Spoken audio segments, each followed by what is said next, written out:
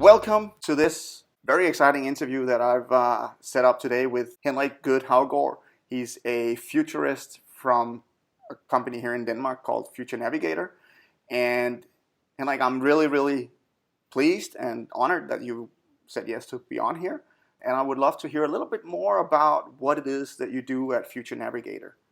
Well, as you said, I'm a futurist, so my main work is about advising companies, organizations, and people about the coming trends so that they can make better decisions today. That's basically it. And then, of course, we can translate that into either giving presentations, doing workshops, or creating bigger projects. But to sum it up, that's what we do. Okay, so you help companies to prepare for the future pretty much. Pretty much, yeah.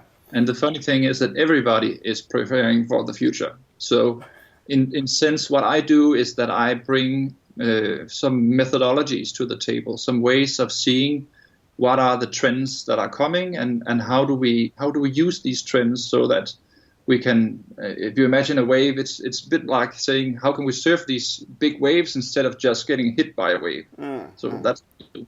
Yeah, that's not fun to be hit by one of those.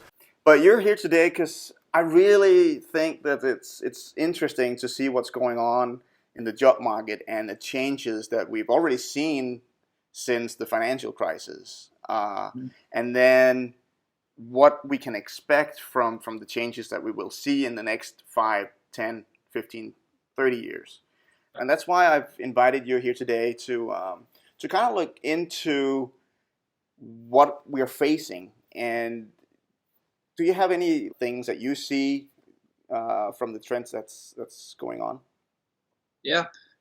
First, I would say that's a distinction that we need to establish when we're talking about trends. And those are hard trends and soft trends. Mm-hmm. So a hard trend is a certainty. It's something that is coming, and we can see this is coming for sure. For instance, people will live longer, for instance, is a hard trend.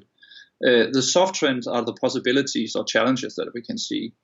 And some of the things that I am looking at, they're both hard trends and soft trends. But I would say, if we take a look at, for instance, automation.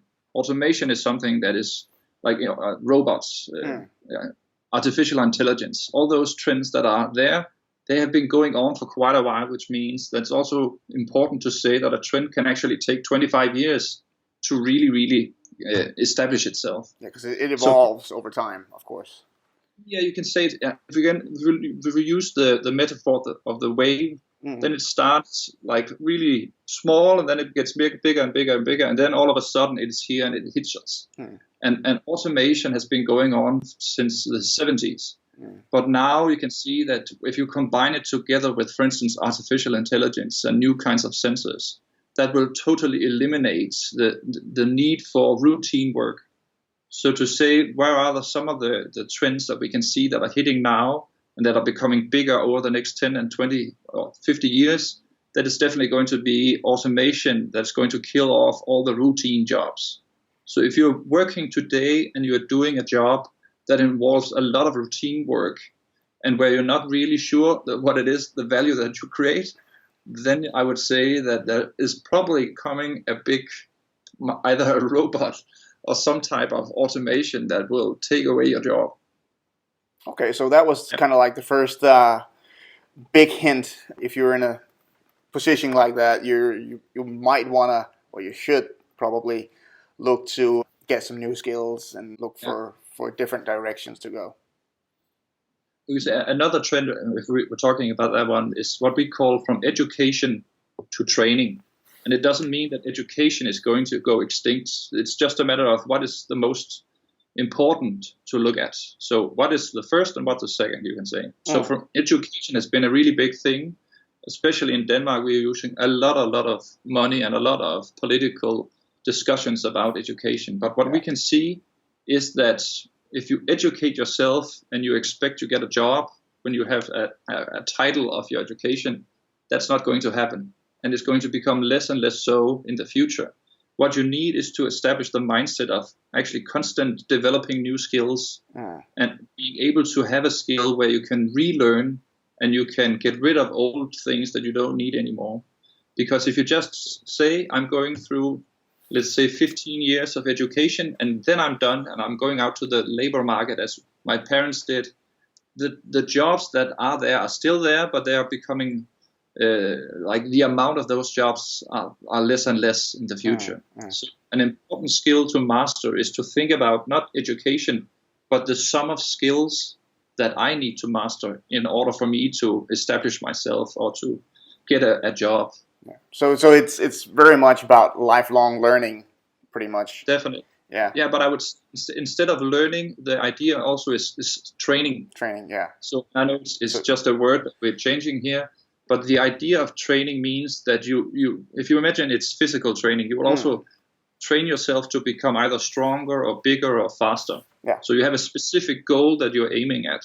When you are talking about learning, it becomes a little more blurred about what is the goal that we are aiming for. It's more theoretical, maybe, than training. Sorry? It's more theoretical than training. Training is something that you do, you experience it, whereas learning is something that you kind of read, and it's all the theories and stuff like that. Yeah, definitely. So the important thing here is to master something. Yeah. Is to be able to create something, or to I would say learning of training that mix together. But the important thing is that what you do, you can apply that to create some kind of value afterwards. Yeah. Awesome. Yeah. Awesome. So one takeaway is to definitely look into lifelong training. Yes. Yeah. And start now. I would definitely recommend that. Start now. Start reading more books. Start looking at what's going to be important about the types of combinations that you can put together to create yourself. Yeah. So that is going to be important. So it's going to be part of your core values, your passion, the skills that you've got. So to keep developing that, and just create with those skills. Yeah, also because even though I would really like to predict what are the coming jobs that we're going to see, there are so many factors. So of course I can give you some of the ones that I believe will come. But the most important part of all of this is that if you see a new wave coming, you see a new trend coming, then you can say to yourself, okay, I can master a new ability or new skill quite quickly so that I can ride that wave. Yeah. Instead of just, okay, I had my education and that was that. I'm definitely not learning more because I've been sitting on a school bench for my entire youth and adult life. I don't want to do it anymore. Yeah. So that's kind of the mindset I'm talking about. Yeah, that's cool. Yeah.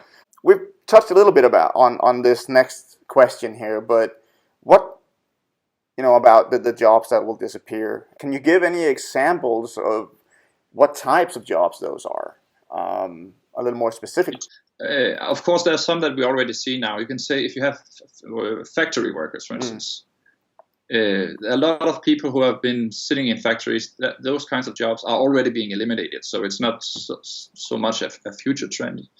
I would say if you take a look at transportation and you have vehicles, for instance, big trucks that are driving through entire countries and delivering goods from one end of the nation to another end of the nation.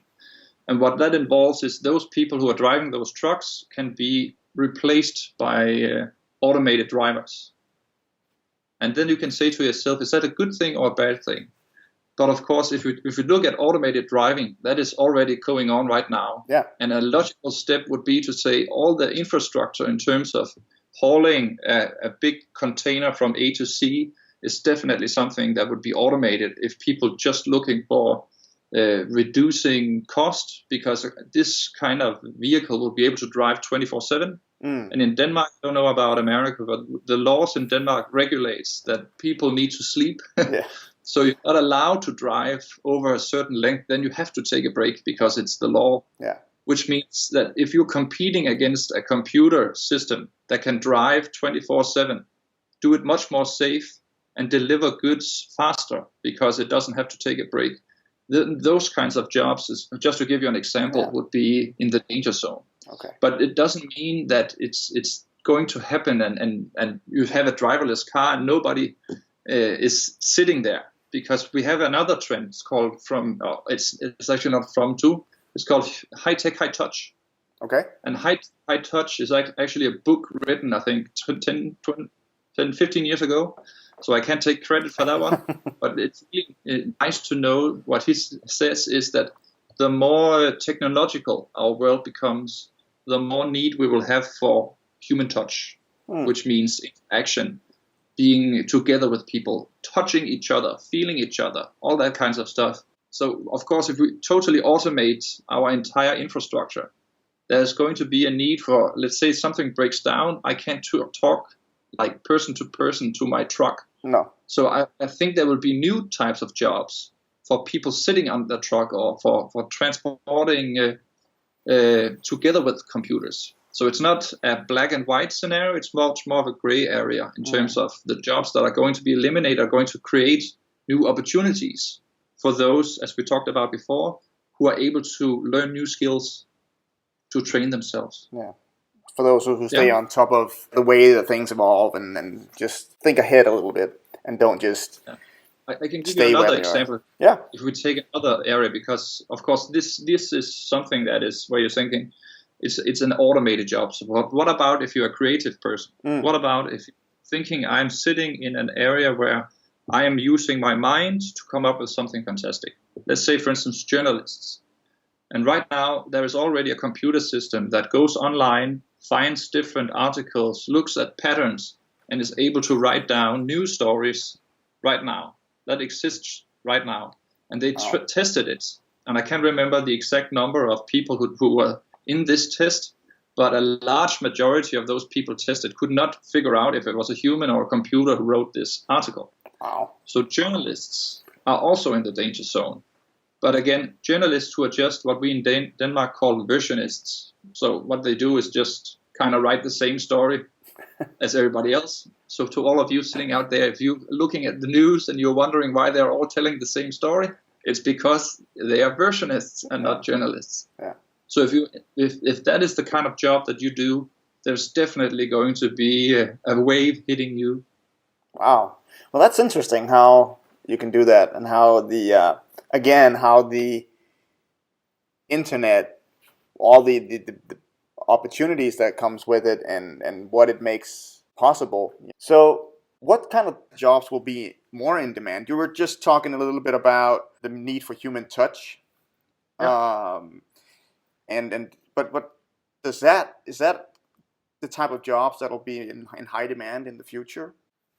I would say if we categorize, and I'm making it a broad stroke, then definitely the people who are working in the high touch area, they should be relatively safe. Okay. Because we want interaction. We want people taking care of other people. We want teachers who are face to face with students. So I would say if we take four kinds of categories, I would say the what we in Denmark call håndværkeren, or the craftsman, the guy who builds something with his hands. That is definitely one of the things that I can see in the future that I believe will have a quite good chance of not being eliminated. Then there's a trainer. Mm-hmm. The trainer is, again, trainer is somebody who improves other people's lives, who's able to show them new skills. The translator is really going to be a huge part, I think, because there's both the translation in terms of another trend, which is called the digital nomads. It means that you have a lot of people who are going to be working as we do right now, through Skype, for instance. So you'll have a global area, or what do you call it? A global field of people who are working together online. Yeah. So instead of having a workforce that goes to a factory as they did in the old days, you would have a workforce that actually works online and does, instead of having just one job, you would have many different streams of work that you do, which is already working right now in terms of how many freelancers we have. So playing back to the translator is the guy who is able to figure out how can we use those people who wants to work to do the jobs that people need doing. But being able to translate what people are saying, this is what I want, to a guy sitting in India is not that straightforward. So you need somebody in between who's able to both talk to the nerd, but also talk to the people who are going to want to pay for the job. Yeah. So there's just one area where you can see that people who are sitting in between and translating information into value is going to be really, really important. So for instance, my area, my job as a futurist, I would definitely say I belong into the translator area. Yeah. Well, there's already a lot of companies that actually does that. What you're saying there, there's with the a lot of entrepreneurs today use virtual assistants. Yes. Or they have people in, say, Thailand or India make their graphic work, and so they kind of like have their company, and then they have all these virtual assistants who creates some of the stuff that they do. Yeah. So it's who has the grand overview of that? Is one of the things that I can see for the companies that we've been working with who have tried outsourcing, and some of them are moving all their what they did outsource, they move it back to Denmark because the quality is not good enough. Yeah. And others they got that one hit wonder where you do something and you get a really nice design and you get it back, and then next time you do it, you're not really happy about what you got. Yeah. So I would say the people who are able to connect people together, that is definitely one of the things that I believe will be important in the future. Yeah. Well, there's a guy named Chris Stocker who does that today. He has a big virtual assistant company, and from what I've heard, I mean, they do a lot to make the perfect match between the virtual assistant and the customer. And these virtual assistants, of course, work for many people, depending on, of course, the amount of things that they need to do. But they work for different people. So it's a full-time job working for different people. Yeah. So, but that just goes to show that there is a market for this, and this, in my belief, is going to grow. So if you see yourself listening to this, going, I'd like to do that, I would definitely recommend start doing that. Yeah. But let's go back to school just for a second. Okay. Let's look at a skill for being a translator. What do we need as skills to be able to do this, what we're talking about? What do you think? What skills do we need our school system to teach us? Definitely some good listening skills. I mean, I think that's the most important one. Yeah. Isn't that interesting? To be able to listen. And listening, in my opinion, is a skill, is something that you can teach other people how to listen. We did it for a company, I think 4 years ago. Mm-hmm. Their main problem as a company was that the CEO thought that all his employees really didn't pay attention to what he was talking about, and all the employees thought that the CEO never heard what they said.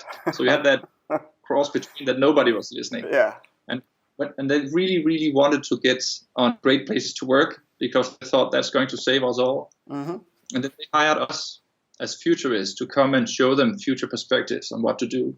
And after listening to them, we said to them, maybe you should change your perspective from like the Great Places to Work to just talk about how can we be the most curious company in Denmark. And they said, let's do that. And everybody got on board. And then we taught them the basic skills of how to listen, what we call listening louder. So listening louder means that you have to shut up, and then you have to really listen to what is this person saying. Yeah, and it was so hard for them that actually it was really simple for us to say, okay, now shut up, listen to him, and then tell me, what did he say? Okay, what did he actually mean? And there's a distinction between just saying and meaning. Oh yeah. So just to keep it short, what happened was that they actually, within a year, changed their entire culture just by being able to listen. And they ended up on Great Places to Work. Nice. On I think it was a 15th place from being out of category. Yeah. So just to train that simple skill is really important.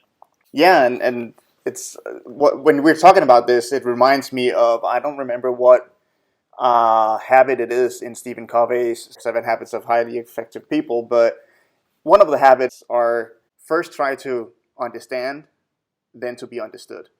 And that's all about listening. Yeah. Because when we listen, Covey, may he rest in peace. He was ahead of us all. Oh yeah. But it's funny how we don't. I mean, we learn to speak, we learn to write, but we don't learn to listen. Yeah. And we always listen with the intent of answering, and we want to answer before we even hear what people tell us. So yeah, interesting. Again, imagine having that in your school curriculum. When you start in public school, there's actually a class in listening. Imagine what that would do. That would do a whole lot for the education that the kids will get all throughout their school, all the school years there, think about, and later on. Yeah. Think about what happens to bullying. Can you bully somebody if you just listen to them? Really, really listen, and then heard them and understood them and changed the perspective. There's so many things that really, really opens up when you start implying how can we listen to each other. Yeah. Interesting. Yeah. Interesting. Yes. So the highest, one of the highest demands are just to listen in the future. I would say again, listen and listen louder. Yeah. Listen louder means that there's something that's being said. Also, listen is about listening. What are we talking about? Listening louder means that you're also listening what is not being said, what is underneath, what are people trying to communicate, but sometimes they're not really able to say it. So if you want to hear this, I'll just give you a short little story about it. The tin can and the tin can opener. So the tin can was invented, I think, in 1810, and the tin can opener was invented 48 years afterwards. Yeah. So how do you say tin can opener when it doesn't exist? So we use this just to describe that sometimes people, when they see something, they will say, yes, that is what I wanted. That is fantastic. That's just what I wanted. I didn't know how to articulate it, but now that I see it, oh, that's really, really what I want. So listen louder means also that you are looking for unarticulated needs, that you're listening to people, but then you're connecting dots together to see what is actually that they want that they don't even know that they want yet. Yeah. That is really, really powerful when you can do that. And that's what Steve Jobs, he was really good at, actually. Yes. And that's pretty much what Apple has based their company on, is listening louder. Yeah. Even though I think there's some people who disagree with Steve Jobs being really good at listening, but in terms of what we're talking in the terms that we're talking about here, I think it's a perfect example, because he's also said that if you just go out and ask people what they want, then they you won't be able to give them new things. Exactly. And also, if we go back to future of work, and you say just that one skill, that you're really, really good at listening to what other people want, and also being able to figure out what it is that they want, that they don't even know yet what they want. I mean, there's nobody on the face of the earth, unless you're really stupid, that wouldn't hire you in a split second if you can do that. Yeah. Awesome. That's an awesome tip right there. Start listening louder. Yeah. Yes. And that we just touched on my next question here, which is what kind of skills will be in high demand, and then listening is definitely one of them. Do you have any more examples? I have a lot more. So let's take some of the most important in terms of, let's say that you're starting to create yourself. Let's say that you are new and you want to create yourself. Visibility, I would definitely say, is one of the skills that you need to master. So visibility means that there's so many parts. There's LinkedIn, there's Facebook, there's Instagram, there's all those different kinds of social media where you can get your story, your message out. But if nobody sees you, if nobody sees the value that you create, there's a big chance, if you're sitting in a job, that somebody would say, what are you doing? And if you can't show if you can't be visible about the value you create, then somebody will say, okay, if you're not creating value, we are going to cut you. And I've seen this happening a lot of times with some of the companies that I've been working with, that you have actually really value producing people who are being fired, not because they don't produce value, but because the CEO is not aware of the value that they create. Then that is interesting.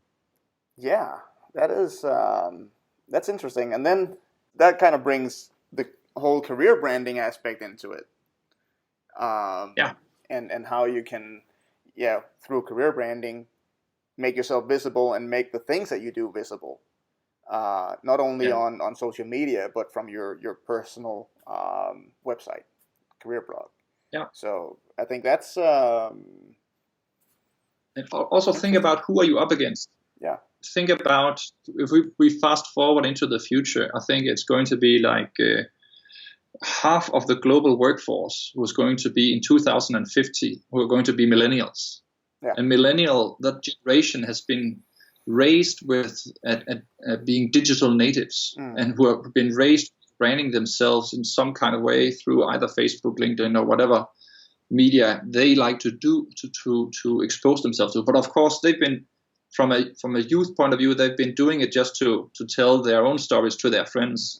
But all of a sudden, some of them are going to say, "But it's the same dynamic if I want to find customers or users or organizations. It's exactly the same dynamic that they can see that they can make a living with." Yeah. So the prime examples right now, of course, some of the teenage girls sitting in a closet doing their own blog or their own video on YouTube about, say, for instance, fashion tips. They are playing by the new rules. They can create a huge following and they can make a living out of this, even though they are probably 13, 14 years old. So it's just interesting to see that by doing that, by creating yourself and being visible, you are actually able to get a followership and also make money. And one really, really important thing to understand in terms of old rules versus new rules for the future of market is that it's one click away.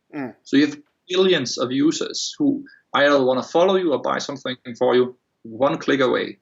And the old rules, then you had to go and say, I have to have a job so that I can get a living, so I can get some money and support my family.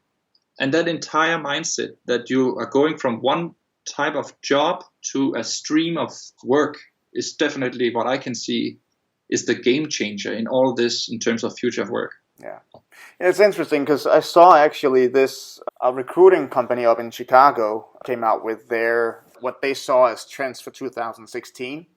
And one on the team there said that a lot of companies are looking even more to hire people on halftime maybe or so, and that in that sense again we need to, and that's trends for 2016, and as an employee you need to be aware of that, and with what you're saying about having multiple income streams, the freelance kind of mindset is something that I also believe we will see it even more than we are now, and it'll just grow with all these new technologies and the way that we can work today, basically from anywhere in the world. Just take, if you're looking at, say, I want to have some streams of getting some money into my pocket.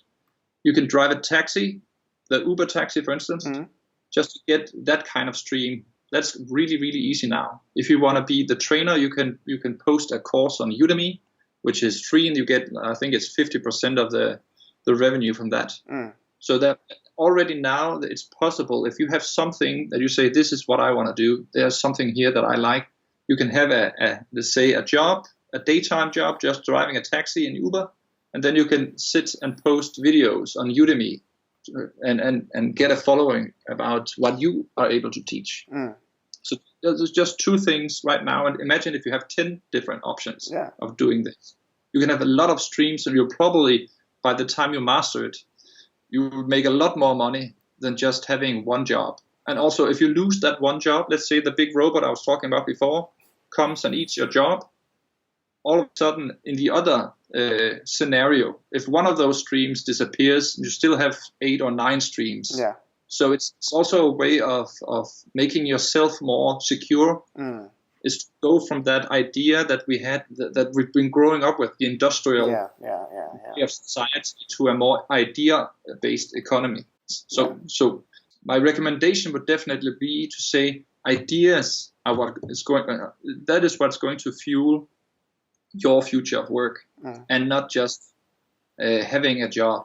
No, that's awesome, and it's and with this whole online world, I mean, it's just, it makes it possible for you, as you said, if you set up a course on Udemy or on your own website, then you can sell it anywhere at any time. I mean, you can make money when you sleep, Yeah. And there's so many. I mean, I believe we've just seen the I mean, we haven't even seen like 1% of what is possible online yet. This new world, online world, is still in its infancy, pretty much. Let's just put another trend out there while we're talking about streams of revenue: virtual reality and augmented reality. And if you remember, I was talking about hard trends, soft trends. So hard are certainties, and soft trends are the possibilities. Would you say VR and augmented reality is hard trend, soft trend? What would you say? It's something that we'll see much more of, I think. Okay. So let's just say, okay, we agree it's a hard trend.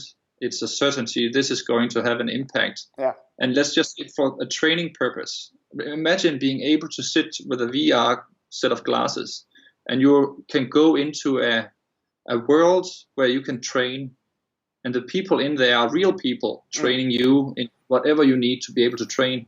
So let's say, for instance, you're building a plane, and you want to be able to go inside the engine. And you have the physical engine. Of course, you can't physically go into that, but in a virtual sense, I would like to go into that engine to see how it's structured. So when you are working, you will actually be able to train while you work, instead of saying, okay, now I have to go to school, and then I have to go back again, and then I can apply this knowledge to where I'm working. Then we're going to see just-in-time learning, you could say.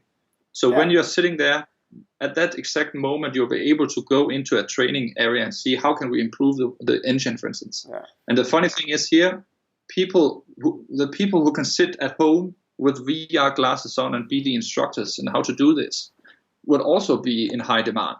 The people who can say, I can take you by the hand in a virtual reality world and show you how this works. So that just opens up so many possibilities for people. Again, the can opener and the can, right? Yeah. How many things, if you're thinking about the old, how just to have your job and that's it, versus ideas. Yeah. You can see a new possibility and you can start your new type of idea. Yeah. I think we've pretty much rounded everything off here, and it's some awesome tips here on how to prepare for the future that we are pretty much living in, because it's going so fast. So it's just about training, listening, and just keep following and develop new skills that you feel that it's something that you can be delivering in the future, and things that you feel passionate about delivering. That's something that we haven't really touched on, based on. Can I say one? Yeah. About passion, because that is also really, really key in terms of skills. But we translate it into what we call moments of magic. So for us, when we do work with companies and organizations, we always try to figure out for the employee or for the CEO, for the individual person, what is the magic moment? Because if we can figure that one out, we can see what are they passionate about. Yeah. And if they're passionate about it, that also usually means that they're really, really good at it.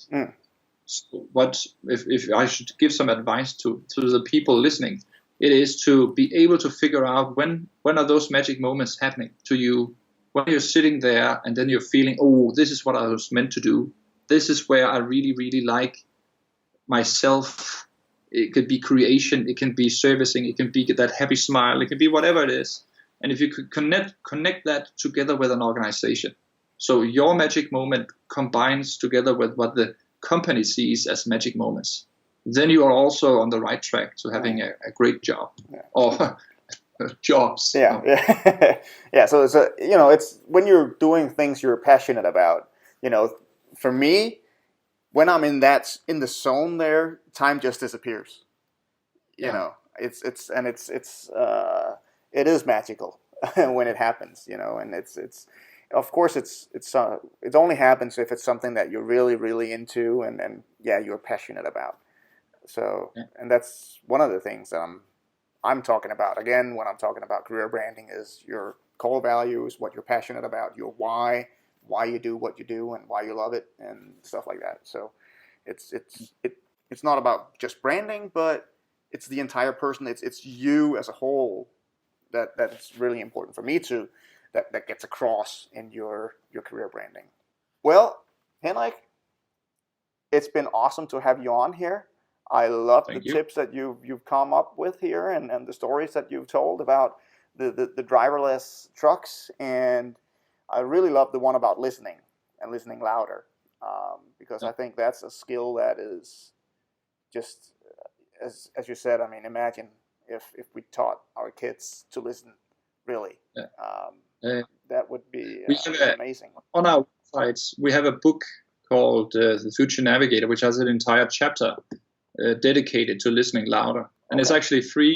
The digital version is free, so if you want to... Oh, cool. I'll shoot a link to that below the video here. So, it's in English, I guess, as well. It's both in English and English, so they can choose if they want to learn. If they want to learn, train their Danish. Well, Henrik, thank you very much for giving me time to talk to you today. It's been really, really awesome to have you on. So, well, thank you very much, and have yourself a wonderful day.